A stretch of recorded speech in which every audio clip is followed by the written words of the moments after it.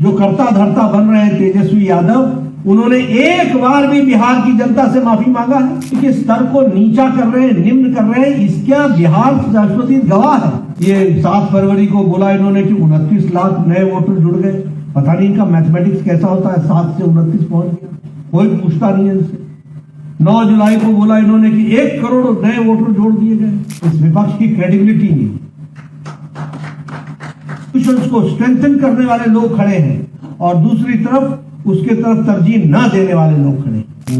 साथी और जो जिन्होंने प्रभात खबर को लीडरशिप दी है, आशुतोष चतुर्वेदी जी, हमारे स्टेट के एडिटर अजय कुमार जी, हमारे जो आरंभिक दिनों से जुड़े हुए हैं, हमारे आर.के. दत्ता जी, हमारे मिथिलेश कुमार जी जो पॉलिटिकल एडिटर हैं, और कार्यक्रम में मेरे साथ उपस्थित हमारे दिलीप जायसवाल जी प्रदेश के अध्यक्ष, सम्राट चौधरी जी उप मुख्यमंत्री बिहार सरकार, हमारे स्वास्थ्य मंत्री और हमारे वरिष्ठ साथी मंगल पांडे जी, राज्यसभा की सदस्य धर्मशिला जी, ऋतुराज जी हमारे राष्ट्रीय मंत्री, संजय मयूर जी हमारे मीडिया के प्रभारी और हमारे वरिष्ठ साथी, देवी और सज्जनों हमारे मीडिया के सभी साथी, मैं प्रभात खबर का धन्यवादी हूँ कि उन्होंने मुझे इस कार्यक्रम में आने का निमंत्रण दिया। प्रभात खबर, जैसा हम सब जानते हैं कि एक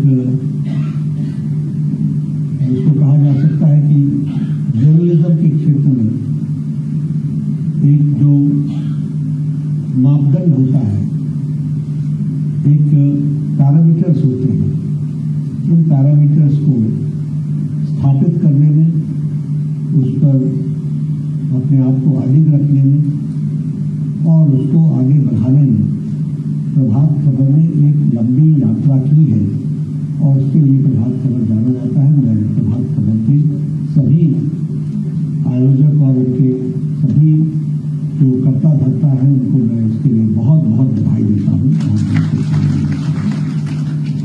बिहार के चुनाव की दृष्टि से उन्होंने जो एक नई मुहिम चलाई है, जिसका अभी मैंने श्री गणेश भी किया, चाहे जीवित की तरह कुछ भी बिहार के बारे में प्रश्न पूछा जाए तो एक साधारण व्यक्ति उसकी जानकारी हासिल कर सकता है। इस प्रयास के लिए भी मैं उनको बहुत बहुत बधाई देता हूँ।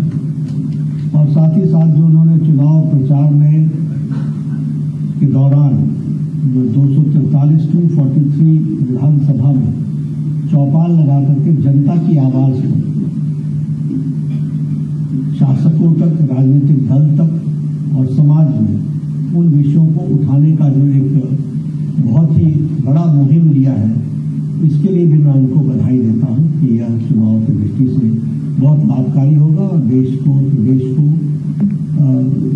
उसकी समझदारी बढ़ाने में एक अपना योगदान रहेगा। मैं आज बिहार में पटना में आया हूं। महापुरुषों की भूमि है। चाणक्य, जिन्हें हम राजनीति और कूटनीति के रचने वाले और जिसके सूत्र लिखने वाले, ऐसे महान पुरुष की ये धरती है। बहुत लोगों ने इस प्रदेश को आगे बढ़ाने में अपना बहुत बड़ा योगदान किया है।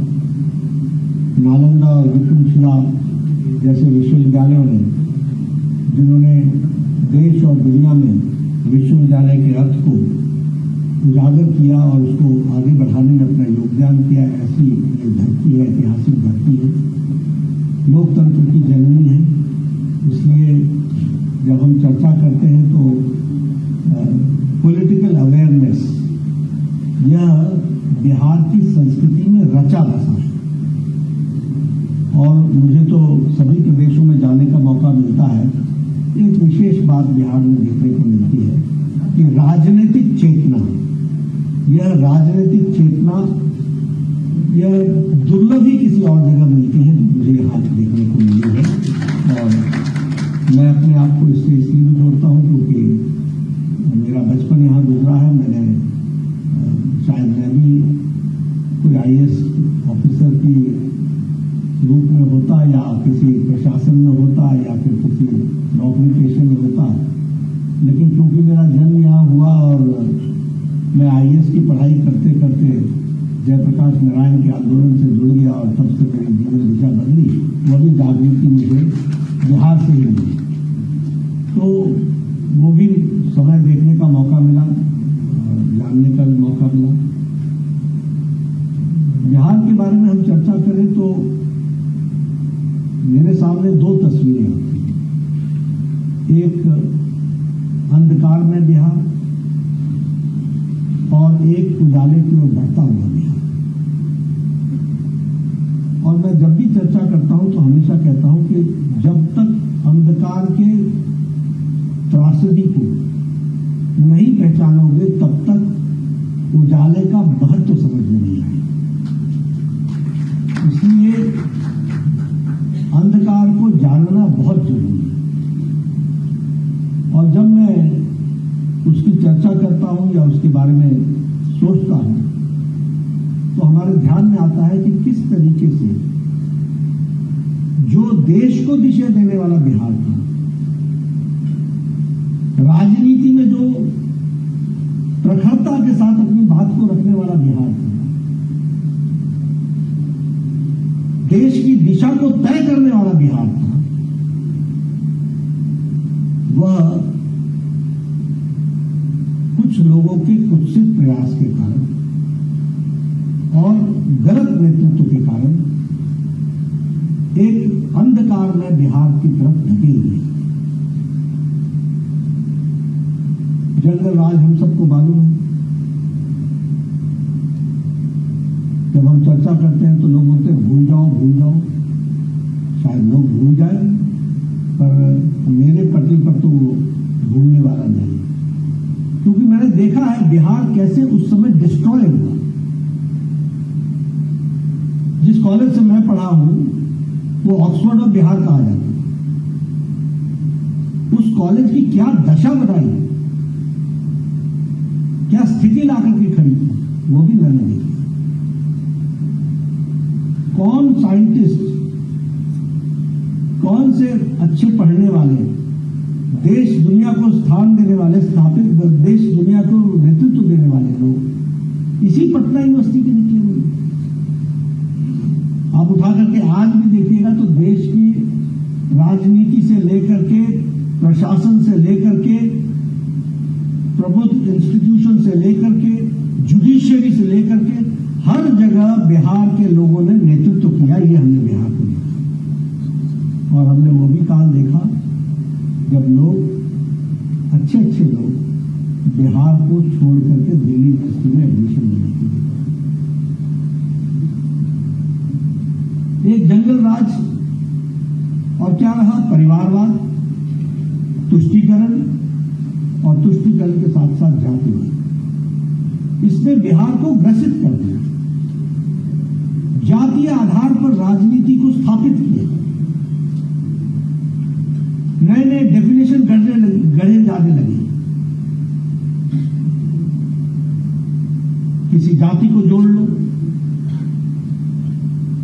किसी समुदाय को जोड़ लो, किसी धार्मिक सोच को जोड़ लो और अपना रास्ता सीधा करो, अपना उल्लू सीधा करो। और फिर जिस तरीके की परिस्थिति ला करके खड़ी की वो हम सबको मालूम है। मैं ध्यान में लाना चाहता हूं, कभी सोचा था लेकिन इस धरती पर घटा है। याद दिलाना मेरा काम है, मैं बार बार याद दिलाता हूं। यही गांधी मैदान में 2003 में सिर्फ राजनीति में बल प्रयोग का अर्थ दिखा करके तेल पिलावन लठिया भाजन रैली हुई। अब आज के परिपेक्ष में 2025 में आप भूल जाएंगे, लेकिन यह बिहार की राजनीति ने देखा है। मैंने उस समय का पटना देखा है। दुकानदारों ने शटर बंद किया, डर का माहौल था। हर तरीके से उस समय जिस तरीके की परिस्थिति लाकर के खड़ी की गई वो हम सबके ध्यान में है। हमारे सत्यनारायण सिंह जिनकी श्रीमती MLA थी दानापुर, उनको दिन दिहाड़े मार दिया गया और मारने वाला उस समय के मुख्यमंत्री के नजदीकी, लालू यादव के नजदीकी थे। डीएम जो जिला लिंचिंग हुई, विश्वास आईएएस ऑफिसर थे, उनकी पत्नी, उनकी माता, उनकी भतीजी, उनके 2 मेड्स, इन सब का रेप और मर्डर हुआ। और जो थे वो सब उस समय के मुख्यमंत्री के नजदीकी थे। शायद नाम मुझे याद नहीं होगा, लेकिन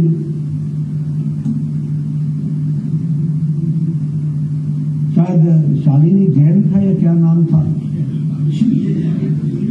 शिल्पी जैन।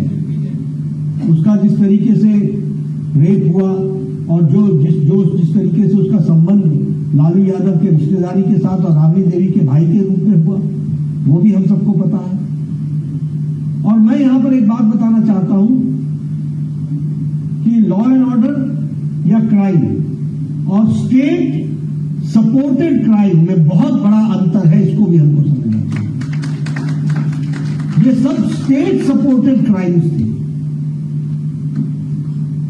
मीसा भारती के शादी के दिनों में, शादी के दिन बोरिंग रोड से क्या कार उठाई गई शोरूम से गिफ्ट देने के लिए? क्या ये ऐतिहासिक सच्चाई नहीं है? क्या ये बिहार को अंधेरे में धकेलने के नमूने नहीं है? क्या आज किस मुंह से ये लोग खड़े हो रहे हैं? क्या सोच करके खड़े हो रहे हैं? मैं ऐसे कई उदाहरण दे सकता हूं, क्योंकि ये सब हम सब के आंखों के सामने से गुजरा हुआ है। डॉक्टर एसएन आर्या की गाड़ी लालू यादव के कैंपस में मिली कि नहीं मिली? चोरी की हुई गाड़ी।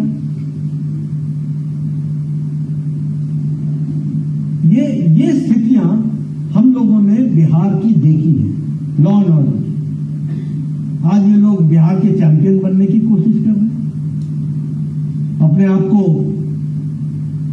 जिस तरीके से जनता के सामने लाने का प्रयास कर रहे हैं, हमारी जिम्मेवारी है कि हम इन नेताओं की सोच समझ और इन्होंने का जो अतीत है वह जनता के सामने बताना हमारी जिम्मेवारी है, उसको बताना हमारा काम है। मैं लालू यादव के जब अंतिम शासन के समय थे तो मैं दिल्ली में, हमें डॉक्टर मिलने आया करते थे, इंजीनियर्स मिलने आया करते थे बिहार से। वो हमेशा ये कहा करते थे कि वापस तो जा रहे हैं पटना, फिर लौट के आएंगे कि नहीं आएंगे कोई गारंटी नहीं। अपहरण की दुनिया इस तरीके से रेट तय करती थी।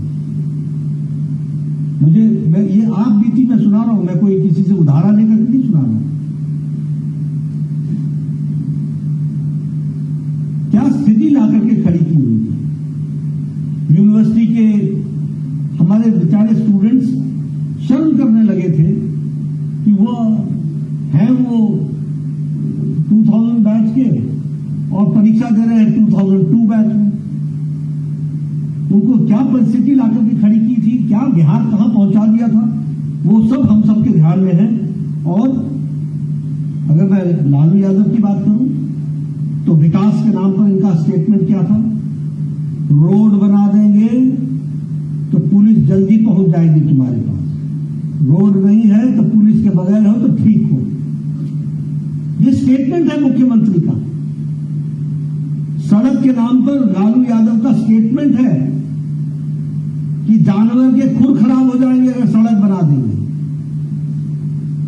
लालू यादव का ये स्टेटमेंट है पलायन पर। ये तो हमारा बिहारी भाई है, अंगोछा पहन के जाता है, टाई सूट पहन के लौटता है। इस तरीके से आपने पलायनवाद को एक, जिसे कहा जा सकता है कि उसका महिमा मंडन करने का आपने काम किया। क्या आपका विजन था? और सबसे बड़ी बात मैं पूछना चाहूंगा, आज इतने साल गुजर गए, क्या आरजेडी के आज जो करता धरता बन रहे हैं तेजस्वी यादव, उन्होंने एक बार भी बिहार की जनता से माफी मांगा है? एक बार भी उन्होंने कहा कि गलती हुई है, जिसे गलती का एहसास न हो, वो किस मुंह से जनता के सामने आकर के खड़ा और इजहार करने की सोच न हो, वो किस बिहार हमको दिख रहा है, इसको भी हमको समझ लेना चाहिए। अभी अगर मैं राजनीतिक दृष्टि से बात करूं, क्या कितने निम्न स्तर पर राजनीति हमारे विपक्ष ने पहुंचा दी है। आज भी बताइए, प्रधानमंत्री मोदी जी की पूज्य माता जी जो देवलोक में है, जिन्होंने 100 साल में उनकी अंतिम सांस ली, उनके बारे में इस तरीके के अपशब्द उनके मंच से बोला जाना और बोले जाने के बाद आज दिन तक उस नेतृत्व के द्वारा इस पर कहीं भी कोई रिग्रेट ना आना, ये इनके कैरेक्टर को बताता है कि नहीं बताता है। और जिन लोगों ने इस तरीके के शब्द इस्तेमाल किए, ये उकसाए गए थे। और कल जो कांग्रेस का वीडियो आया है, वो इस बात का प्रमाण है कि ये आपकी सोच थी। इस तरीके की गंदी सोच आप रखने वाले आज भी आप राजनीति में इस तरीके से आगे बढ़ने का प्रयास कर रहे हैं। कोई भी कार्यकर्ता कोई भी वक्तव्य देता है तो कहीं ना कहीं उसको नेतृत्व का आशीर्वाद होता है, और नहीं होता है तो तुरंत उसको डांटा जाता है, उसके लिए माफी मांगी जाती है, उसके लिए रिग्रेट्स किया जाता है। आज दिन तक परसों दिशा की बैठक में राहुल गांधी के बगल में दिनेश प्रताप सिंह हमारे उत्तर प्रदेश के मंत्री थे, उन्होंने इस बात को कहा, तब भी कोई जवाब नहीं दिया राहुल गांधी ने। ये लोग किस तरीके से राजनीति के स्तर को नीचा कर रहे हैं, निम्न कर रहे हैं, इसका बिहार राष्ट्रपति गवाह है। और ये जागृत बिहार इसका मुंह तोड़ जवाब समय पर देगा, ये मुझे पूरा विश्वास है। इसलिए अगर मैं चर्चाएं करने लगूं तो आरजेडी की बहुत दूर तक चर्चा हो सकती है, बहुत दूर तक चर्चा हो सकती है। लॉ एंड ऑर्डर की बातचीत करूं, मैं जब बोलता हूं कि state supported law and order और एनआरकी थी, तो आपको याद दिलाना चाहूंगा तस्लीमुद्दीन का, आपको याद दिलाना चाहूंगा शहाबुद्दीन का। ये सब किसके एमपी थे? ये किसके नाम पर दंड बनाते थे? इनको किसका आशीर्वाद होता था? कौन इनके क्राइम को छुपाने की कोशिश करता था? ये सब वही लोग थे जो बिहार को अंधकार में धकेलने में पूरी ताकत से लगे थे और लॉ एंड ऑर्डर को कॉम्प्रोमाइज कर रहे थे। इस तरीके की स्थिति आती है। मित्रों, जब मैं कहता हूं ये अंधकार की स्थिति है, तो हमारी उजाले की स्थिति को भी हमको ध्यान में रखना चाहिए। मैं बिहार की भी चर्चा करूंगा, देश की चर्चा भी करूंगा। आज हम जब इकोनॉमी की बात करते हैं तो हम सब जानते हैं कि भारत अब मोदी जी के नेतृत्व में 11वें से 5वें पर, 5वें से 4थे पर और 4थे से 3रे के लिए एस्पायर कर रहा है, 3rd लार्जेस्ट इकोनॉमी के रूप में। हमारे इंटरनेशनल मॉनिटरी फंड ने भी इकोनॉमी में भारत को ब्राइट स्पॉट बताया। हमारे वर्ल्ड बैंक ने भी कहा कि in spite of the slow global growth, India has got a stable growth. आज स्टेबिलिटी के साथ आगे बढ़ने वाला ये हमारा वर्ल्ड बैंक कह रहा है। और अभी अभी जो जीएसटी में मैं सम्राट चौधरी जी को धन्यवाद देना चाहूंगा, बधाई देना चाहूंगा। आप फाइनेंस मिनिस्टर के रूप में आपने जीएसटी में अपना एक कीमती वोट डाला है और भारत के और बिहार के लिए लोगों को जीएसटी में 2 स्लैब्स में ला करके खड़ा किया है। इसके लिए मैं बहुत बहुत बधाई दूंगा। और जो हमारे दैनंदिन चीजें हैं, जो हमारी डे टू डे यूज की चीजें हैं, वो सब 5% की जीएसटी में आ गई है और 2 ही स्लैब रह गए हैं, 5% और 18%। और उस तरीके से ये टैक्स रिफॉर्म्स का काम चल रहा है, इसको आगे बढ़ाने का काम किया गया है। अगर हम डिफेंस एक्सपोर्ट्स की बात करें तो आज भारत डिफेंस एक्सपोर्ट्स में पिछले 11 साल में 3000% आगे बढ़ा है। हमारा डिफेंस एक्सपोर्ट 3000 बढ़ा है और हमारी सेल्फ सफिशिएंसी एम्यूनेशन में, डिफेंस के एम्यूनेशन में आज 88% हो गई है। और दुनिया में ब्रह्मोस मिसाइल्स की चर्चा हो रही है, ये भी आपने देखा होगा कि किस तरीके से ब्रह्मोस ने ऑपरेशन सिंदूर में अपना काम किया, वो भी आपने देखा। मैं बिहार की बात करूं तो रेलवे बजट बिहार का 11 वर्षों में 9 गुना बढ़ा है। अगर मैं बात करूं वंदे भारत ट्रेन की, जो 144 ट्रेनें चली हैं, उसमें से 20 ट्रेनें बिहार को केटर कर रही हैं। अगर मैं बात करूं अमृत भारत एक्सप्रेस सर्विसेज की, तो 10 जो एक्सप्रेसवेज हैं वो बिहार को केटर कर रहे हैं। अमृत भारत स्टेशंस, जो मोस्ट मॉडर्न स्टेशंस बनाए जा रहे हैं, उसमें 98 स्टेशंस बिहार के हैं जहां पर मोस्ट मॉडर्न बनाए जा रहे हैं। अभी मैं पटना एयरपोर्ट से आ रहा हूं, आप लोग देखा होगा 12 से अपना पटना का एयरपोर्ट बन रहा है, और इसके साथ साथ 1200 करोड़ रुपए की लागत से और 1400 करोड़ रुपए की लागत से बीटा का एयरपोर्ट बन रहा है। ये भी हम लोगों ने देखा है। मुझे सौभाग्य मिला है कि मैं आपकी सेवा कर सकूं, और मुझे फक्र है कि प्रधानमंत्री मोदी जी ने मेरे स्वास्थ्य मंत्री काल में दरभंगा को, बिहार को दूसरा all India state medical college दिया है, और लगभग 1,264 करोड़ रुपए की लागत, 1,264 करोड़ रुपए की लागत से उसका काम शुरू हुआ है, और अभी बाउंड्री वॉल का काम चल रहा है। वो भी मैं one of the most modern building with most equipped building बना करके आपको दूंगा। 750 बेड का, वो दक्षिण भारत और उत्तर भारत के लिए एक बहुत बड़ा योगदान करेगा, और नेपाल और तराई के इलाके के लोगों को भी वो केटर करेगा। इस तरीके से वो किया गया है। मुझे होमी बाबा मुजफ्फरपुर में कैंसर हॉस्पिटल और रिसर्च सेंटर, उसका भी श्री गणेश करने का मौका मिला, वहां जाने का मौका मिला। वो भी one of the best centres उत्तर बिहार के लिए। और ये चीजें आप ध्यान में लीजिए कि कभी बिहार में सोचा नहीं था। मैंने कहा, मेरे जीवन का बचपन यहां गुजरा है, मैंने देखा है। आज बदला हुआ पटना दिखता है, बदला हुआ बिहार दिखता है। उसी में से अगर मैं कहूं कि मखाना बोर्ड के लिए, उसके लिए 2025 में 100 करोड़ रुपए का बजट रखा गया है, ताकि उसका विकास किया जा सके। ग्रीनफील्ड एक्सप्रेस और दरभंगा हमास एक्सप्रेस के लिए, उसके लिए 5,000 करोड़ रुपए उसकी व्यवस्था की गई है।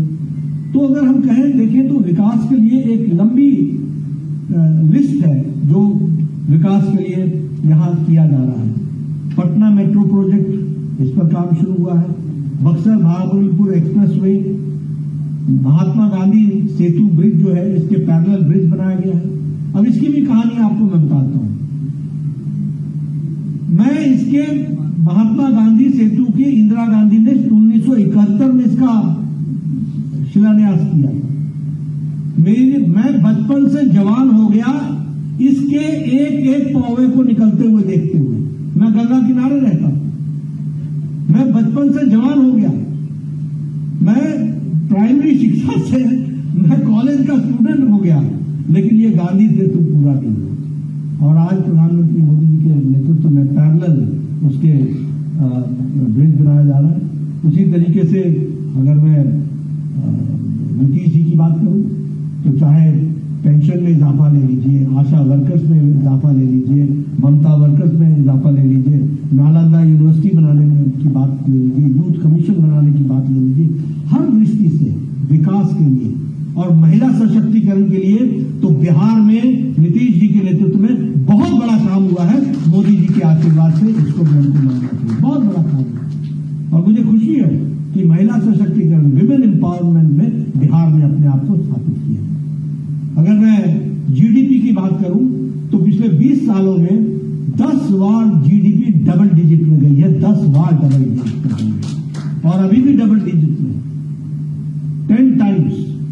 और ये एनडीए। अब लेकिन मेरे लिए दिक्कत क्या है कि मेरे सामने लड़ने वाली जो पार्टियां हैं उनको ये डबल डिजिट, सिंगल डिजिट तो समझ में नहीं आता है, क्योंकि इनको भी इन्होंने कौन सी क्लास पास की है, सिंगल डिजिट में है या डबल डिजिट तक पहुंचा है, इसका भी इनको मालूम नहीं। सिंगल डिजिट वाले हैं, इनकी पढ़ाई ही सिंगल डिजिट में हुई है। कोई 8वीं में रुका, कोई 7वीं में रुका, किसी के पास कोई डिग्री नहीं है, किसी ने कॉलेज देखा, घूमने गए थे, विजिटर के रूप में गए थे, मालूम नहीं।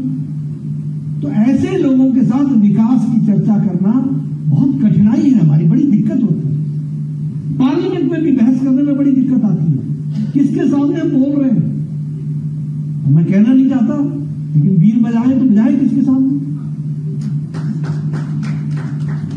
ये स्थिति आकर के खड़ी हो गई, समझ नहीं, समझदारी नहीं, अंडरस्टैंडिंग नहीं।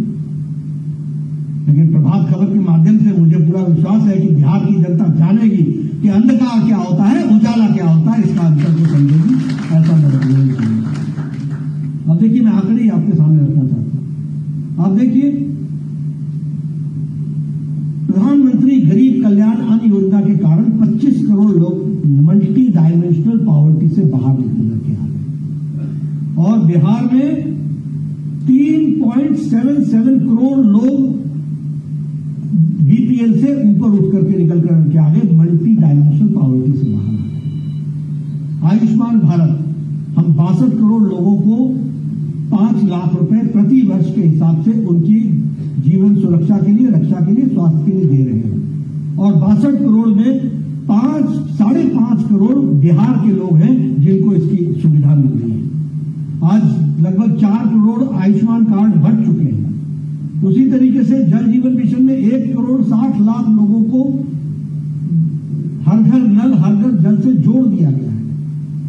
अभी आप लोग शायद भूल गए होंगे, लेकिन मैं जब था तो यहां इन्वर्टर, यहां बैटरी, याद है ना, और वो हर घर के आगे जो सामर्थ्यवान थे वो बड़ा जनरेटर चलाते थे, हर दुकान के आगे ढर ढर।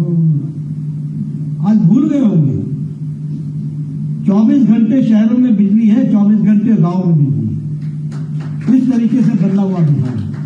और इसीलिए मैं कहता हूं, अगर मैं बात करूं किसान सम्मान निधि की, 12 करोड़ में 86 लाख किसान यहां के हैं, जिनको बिहार के हैं, जिनको इससे जोड़ा गया है।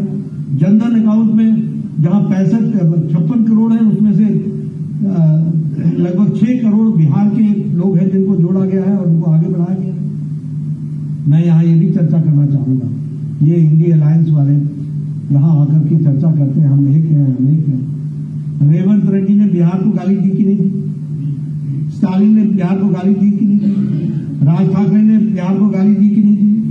चरणजीत सिंह चन्नी ने बिहार को गाली दी कि नहीं दी? तेजस्वी ने क्या जवाब दिया? राहुल आए थे, उन्होंने क्या जवाब दिया? ये बिहार की अस्मिता की लड़ाई लड़ेंगे? ये इस तरीके से बिहार की अस्मिता की लड़ाई लड़ी जाती है? ये लोग सिवाय स्वार्थ के कारण, कुर्सी के प्रति लालच, सत्ता के भूखे, इससे ज्यादा ना इनका विजन है ना मिशन है। इस बात को समझ, यही इनका विजन है, यही इनका मिशन है, इसी के लिए काम कर रहे हैं।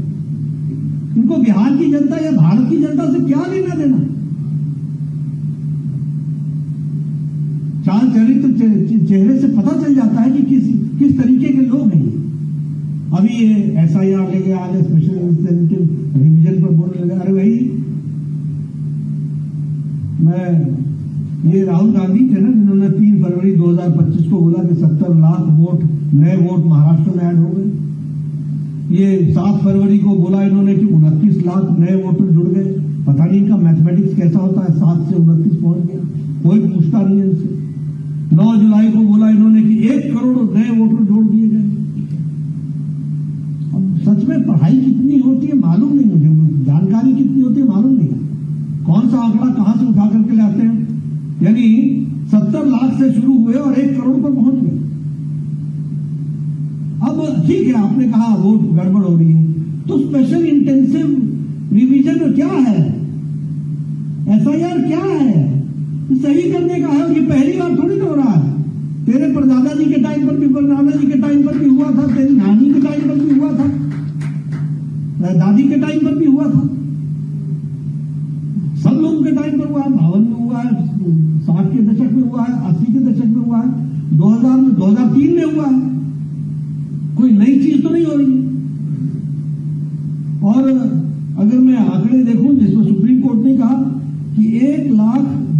बात है, 1.6 लाख एजेंट डीएलए के हैं और केवल 2 आपत्तियां आई हैं। कैसे हुआ ये सुप्रीम कोर्ट का ऑब्जर्वेशन मैं पढ़ रहा हूं। और मैं तो ये कहूंगा कि एक अंग्रेजी में कहावत है, a bad craftsman blames his tools, और हिंदी में कहावत है, नाच ना आवे आंगन टेढ़। चुनाव लड़ना ना आए, जनता का आशीर्वाद न मिले तो फिर इलेक्शन कमीशन को दोषी ठहरा दो। आपको कहा गया इलेक्शन कमीशन का एफिडेविट फाइल करो, आपने फाइल किया?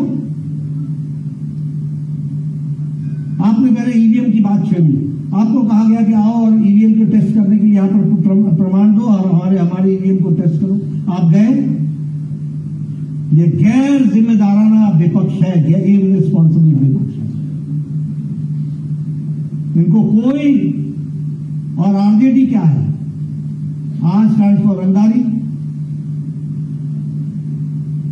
जे स्टैंड्स फॉर जंगल राज और डी स्टैंड्स फॉर दादागिरी। यही तो आता है, यही इनका लक्ष्य है। कांग्रेस क्या कर रही है? और मैं तो कई बार बोलता हूं कि कांग्रेस के आगे लिख देना चाहिए, हम नहीं सुधरेंगे। ये कभी सुधरने वाले नहीं। और मुझे कांग्रेस के प्रति भी दया आती कि पाताल नहीं पहुंचा करके दम लेंगे। मैंने कहा मेरे से ट्यूशन ले लो, पार्लियामेंट में मैंने कहा मैं विपक्ष में रहा हूं, तुमको विपक्ष में रहने का मौका मिला है, मेरे से ट्यूशन ले लो, मैं विपक्ष का नेता रहा हूं, या बता दूंगा तुमको। पहला काम होता है कि विपक्ष को अपनी क्रेडिबिलिटी खड़ी करनी पड़ती है। इस विपक्ष की क्रेडिबिलिटी नहीं, इसमें कोई क्रेडिबिलिटी नहीं। और निश्चित रूप से बात खबर के माध्यम से मैं बोलना चाहूंगा कि देश में प्रजातंत्र के लिए विपक्ष होना जरूरी है, लेकिन विपक्ष तो हो। अभी इन्होंने कहा पार्लियामेंट वॉशआउट हो गया, सारे रिफॉर्म्स के बिल तो पास हो गए, सारे बिल्स तो पास हो गए। ऑपरेशन सिंदूर स्पेशल सेशन बुलाओ। जब देश लड़ रहा था तो इनको सेशन की सूझी थी, और जब सेशन लगा और जब चर्चा हुई तो बुरी तरीके से पीटे, बोले बंद करो, अब बंद करो। ये कैसा विपक्ष है? किस तरीके से काम कर रहा है? इसलिए मैं निश्चित रूप से आप लोगों के माध्यम से कहना चाहूंगा, बिहार की जहां तक बात करना चाहूंगा, मैं कहना चाहूंगा कि बिहार लीडर रहा है, लीडर रहेगा और लीड के रूप में ही आगे बढ़ेगा। मेरा प्रयास है। हाँ, लीडरशिप के लिए माहौल बनाना, इसके लिए मैं बिहार की जनता से निवेदन करना चाहूंगा कि एनडीए की सरकार को आप मजबूती प्रदान करें, इसकी आवश्यकता है। क्योंकि लड़ाई लॉ एंड ऑर्डर मेंटेन करने वालों के पक्ष की लड़ाई है और दूसरी तरफ लॉलेसनेस क्रिएट करने वाले लोग हैं। एक तरफ विकास को तरजीह देकर के आगे बढ़ाने वाले लोग खड़े हैं और एक तरफ विनाश की ओर ले जाने वाले लोग खड़े हैं। एक तरफ वो लोग खड़े हैं जो बिहार को इंफ्रास्ट्रक्चर में पूरी मजबूती के साथ मोदी जी के आशीर्वाद में बढ़ाने के लिए दिन रात काम कर रहे हैं, और दूसरी तरफ विकास के नाम को, इंफ्रास्ट्रक्चर को ना समझ कर चलने वाले लोग खड़े हैं। एक तरफ बिहार में इंस्टीट्यूशंस को स्ट्रेंथन करने वाले लोग खड़े हैं और दूसरी तरफ उसके तरफ तरजीह ना देने वाले लोग खड़े हैं। अब मैं मेडिकल कॉलेज की बात करूं, दत्ता जी आप भी यहां पैदा हुए, मैं भी यहां पैदा हुआ। मुझे ये खुशी है कि पटना अब एशिया का सबसे बड़ा हॉस्पिटल 5000 बेड का बनने वाला है, मोदी जी के नेतृत्व में और नीतीश जी के मेहनत से ये होने वाला है। हमें फक्र होता है कि जहां हम पैदा हुए वो हॉस्पिटल आज एशिया का वन ऑफ द लार्जेस्ट 5000 कितना है 5462 बेड्स का ये हॉस्पिटल बहुत जल्द तैयार हो रहा है। 11 मंजिल की तो इसकी कार पार्किंग है। मौका लगे तो देखिए आपके पटना में क्या क्या काम हो रहा है। दोनों तरफ से जुड़ा हुआ है और मुझे तो खुशी होती है कि मैं वहां पैदा हुआ और वो आज ऐसा हॉस्पिटल बनकर के खड़ा हो रहा है, बहुत अच्छा लगता है। तो इसलिए एक तरफ वो विकास के लोग हैं जिन्होंने नए नए मुकामों को हासिल करने के लिए अपने आप को लगाने को तय किया है, और दूसरी तरफ वो लोग हैं जो सत्ता के भूखे हैं और सत्ता ये प्रकार किस तरीके से आए इसकी कोशिश कर रहे हैं। और मुझे खुशी है कि आज बिहार का infrastructure is ready to take a long leap, एक लंबी छलांग लगाने के लिए तैयार है। और वो लंबी छलांग के लिए इस नवंबर में एक आशीर्वाद आपका फिर से एनडीए को चाहिए होगा, ये मैं आपसे निवेदन करना चाहता हूं। और निश्चित रूप से मोदी जी के नेतृत्व में, नीतीश जी के पूरी ताकत के साथ बिहार आगे बढ़ेगा और पूरी ताकत से एनडीए को आपका आशीर्वाद मिलेगा।